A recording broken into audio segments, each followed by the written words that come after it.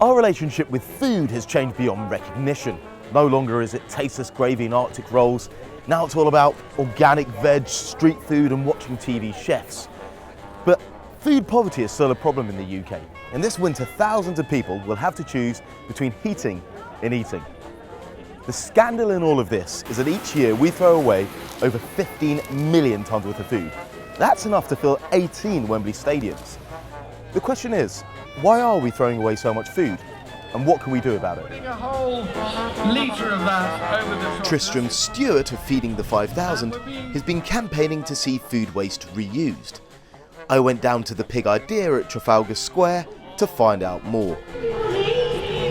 At the moment, when we buy sausages and bacon in Europe, unfortunately we are contributing to some of the world's most severe global problems, including deforestation and world hunger, because we're feeding pigs food that people could eat, and we're feeding them imported soy from South America, where of course the forests are being chopped down to grow that soy. But there is a very delicious and very traditional solution to that, and that is to use food waste to feed our pigs instead. As an organisation, our first priority is to reduce food waste in the first place, and that remains the case. But where food waste arises, if it's fit for livestock consumption, if the law allows it, that's what we should be doing with it. Great! So we have a free food recycling system that's also rather tasty. But why is this food being wasted in the first place? Celebrity chef and food campaigner Hugh Fearnley-Whittingstall to explain. What you're doing is you're creating a new flavour. At every stage that food is handled in the way things work today, some of it gets wasted. You know, of course you have to go back a while, and that never used to happen. Food was too precious. So you've got supermarkets who perhaps being very particular about the size and shape of the fruit that they're putting in their stores, so they're rejecting stuff because it doesn't meet their cosmetic standards. You've got farmers perhaps who are not able to harvest all their crops because of the way that the price doesn't reach the right height for it to even be worth harvesting for them, so the crop goes to waste.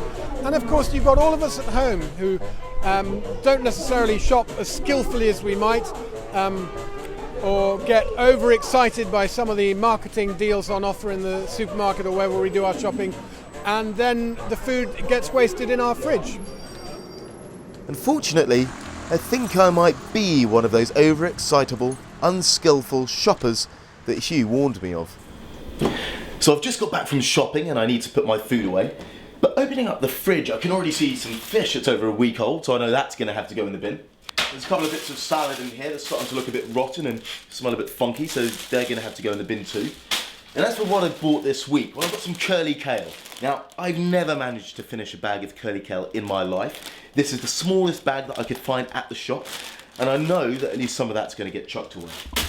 And cucumbers. I never managed to get more than halfway through a cucumber before the rest starts to go a bit rotten, so I know that at least some of that is also going to go in the bin. The thing is, I'm typical of a British consumer. In fact, as a nation, we throw away £60 per household per month of usable food. And 10% of all our greenhouse gas emissions come from the production of food that never gets eaten. In the United States, that figure is £75 a month, whilst in sub-Saharan Africa, it's a mere £4. But what about the retailers we buy from? Don't they have a part to play? Alice Ellison of the British Retail Consortium explains their role. Retailers are, they accept that there is a responsibility around food waste, and they accept that they are, as I said before, at the heart of the supply chain. But also, they want to provide value to their customers. So not only in, value for money, but also, providing customers what they want. So they won't want to oversell to customers if customers are going to throw the food away, because the customer won't value that. A cup of tea with a bit. So when it comes down to it, retailers are just giving us good value and what we want. They can't tell us what to buy. But Vicky Hurd of Friends of the Earth disagrees.